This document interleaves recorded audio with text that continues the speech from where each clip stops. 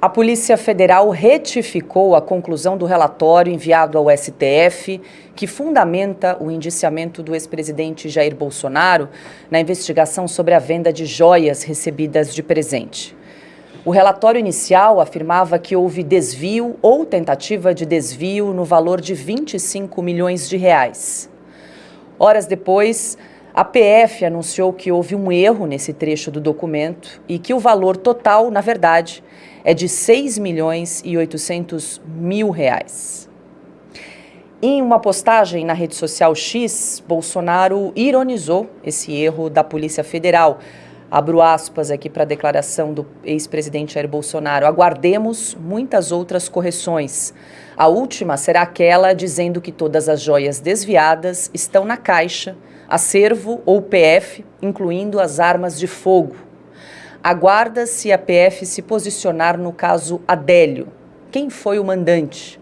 Uma dica: o delegado encarregado do inquérito é o atual diretor de inteligência. Fecha aspas. Já a defesa de Bolsonaro classificou a investigação como insólita e estranhamente direcionada, fazendo referência ao relógio de grife que Lula ganhou no passado e se apropriou. Insólito inquérito que, estranhamente, volta-se só e somente ao governo Bolsonaro, ignorando situações idênticas havidas em governos anteriores, fecha aspas.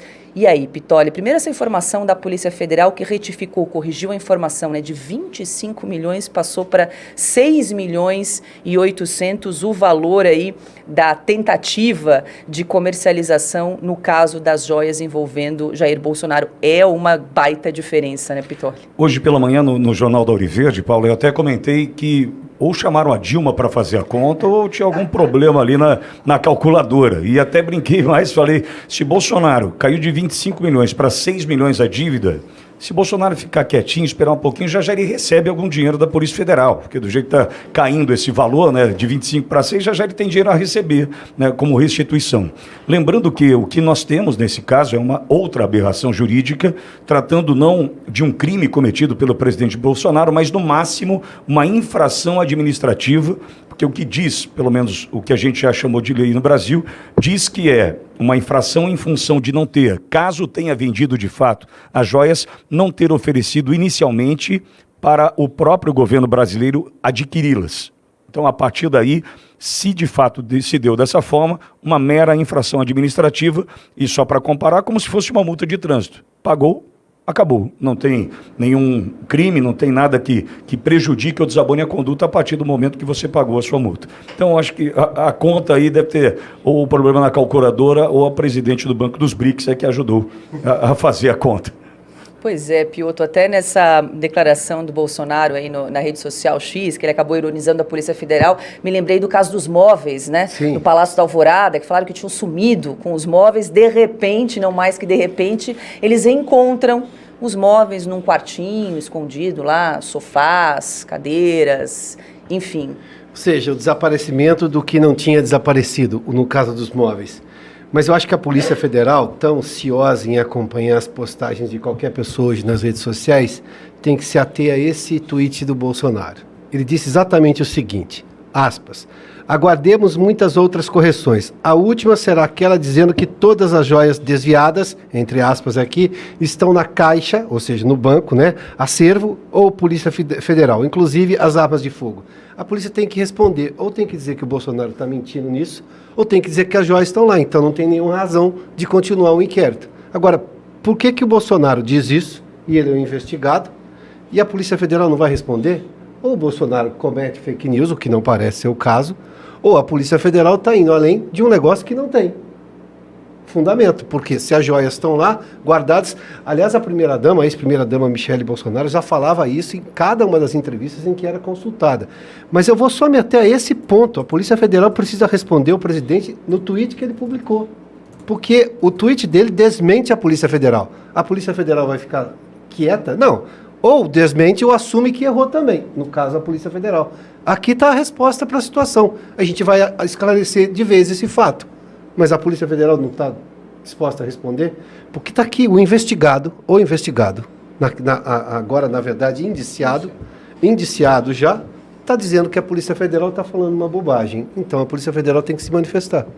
Está aqui, está muito claro. Ele desmente a versão da Polícia Federal, em que pese também o que a defesa dele fez, questionando o porquê do tratamento tão cioso em relação a presentes pessoais ao presidente da República agora, no caso do governo Bolsonaro, que não teve esse mesmo comportamento lá atrás. Que lei é essa que mudou o entendimento tão especificamente assim? Esse é o ponto. Pois é, Cauti, o Pittoli comentou até da questão da infração administrativa, né, no caso do Bolsonaro, porque a Polícia Federal indiciou por crime de peculato, associação criminosa e lavagem de dinheiro aí pela suposta venda ilegal das joias que foram comercializadas. Destruição do Estado Democrático de Direito. Ah, tem isso também, é. Claro.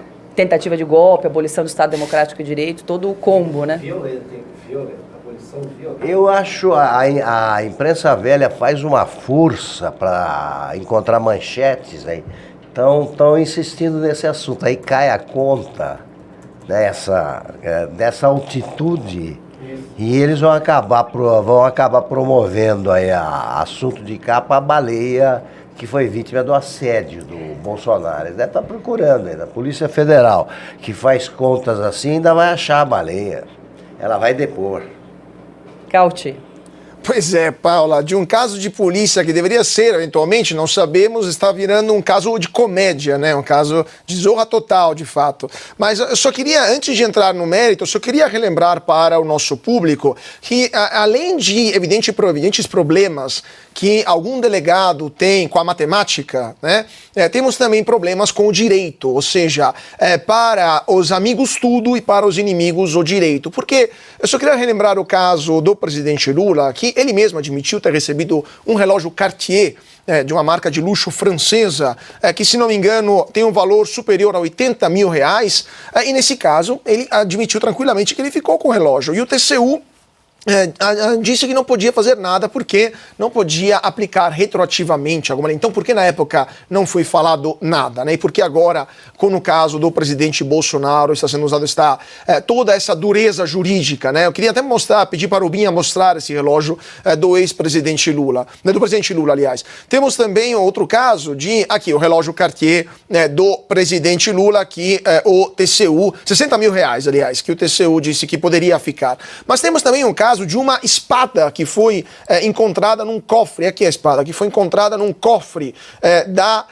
família, à disposição da família do presidente Lula, essa espada foi encontrada em 2016, em março de 2016, também um presente que Lula recebeu de dignitários de países árabes.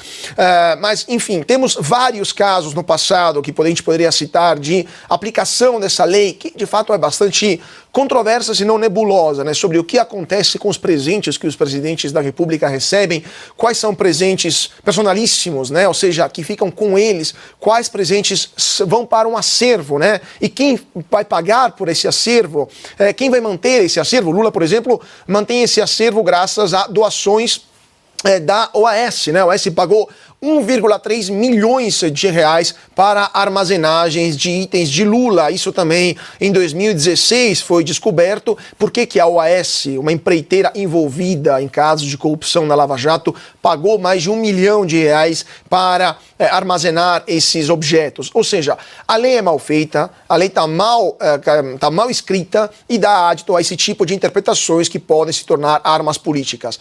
Mas só para terminar, Paula, de fato temos um problema grave com a matemática por parte dos delegados, mas além disso, se a gente for ver quantas joias de fato teriam sido vendidas, esse valor cai de forma ainda mais brutal, cai para cerca de 400 mil reais, mais ou menos, né? Eu estava dando uma olhada aqui, passa de 6 milhões e 800 mil reais para algo próximo de 478 mil reais, 68 mil dólares, ou seja, não é naturalmente algo desprezível, né? Um valor desprezível, mas está longe de ser aquilo que poderia ser, essa tese, né, que poderia ser de desvio de bens de alto valor patrimonial que alguém lá em Brasília quer colocar, né, na conta do ex-presidente Jair Bolsonaro. Ou seja, façam melhor as contas, porque tem muito menos daquilo que foi indicado aqui como valor efetivamente obtido com a venda dessas joias. Não é valor desprezível para gente honesta, como o Caute, como nós aqui. Agora, é um valor desprezível. Não é.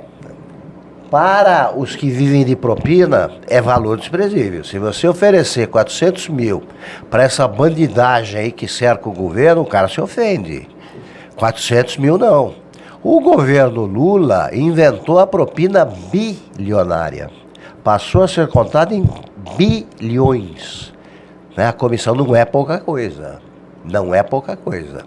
Agora, 400 mil, aí lembra aquele assessor do Zé Dirceu que nós mostramos outro dia, o Valdomiro Diniz, né? Com aquela voz melíflua ali, dizendo, olha, 1% para mim. 1% de quanto, né? Sim. É isso aí.